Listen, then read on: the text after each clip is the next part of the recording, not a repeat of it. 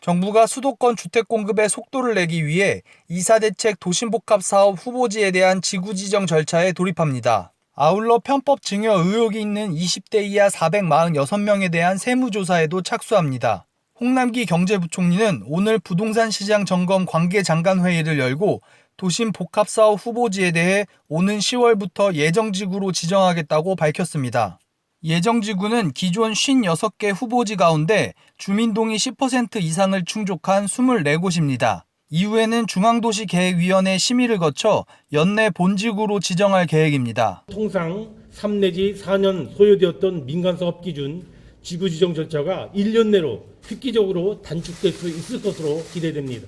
주민동의가 진행 중인 나머지 후보지에 대해서는 사업 참여를 독려하고 신규로 제안된 민간 제한 후보지 70곳에 대한 심의도 속도를 낼 계획입니다. 또 10월에는 3기 신도시인 남양주 왕숙 등 총 1만 호 규모에 대한 2차 사전 청약도 실시합니다. 아울러 11월에는 민간 사업 물량을 포함한 추가 사전 청약을 진행할 예정입니다. 이외에도 정부는 20대 이하의 주택 비중이 크게 늘고 있다는 점에 주목해 편법 증여 여부에 대한 세무조사에 나섭니다.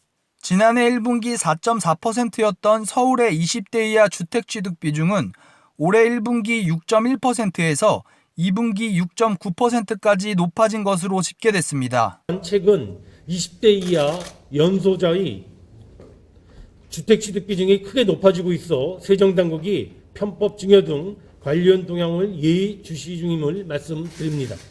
특히 국세청은 주택구입 자금을 마련할 여력이 부족한 연소자로서 취득자금을 편법 증여받은 혐의가 있는 것으로 의심되는 취득자 중 446명에 대한 추가 세무조사에 착수할 계획입니다. 국세청은 주택구입 자금 여력이 부족한 연소자 가운데 편법 증여를 받은 혐의가 있는 것으로 의심되는 446명에 대한 세무조사에 착수할 계획입니다. 뉴스토마토 조용훈입니다.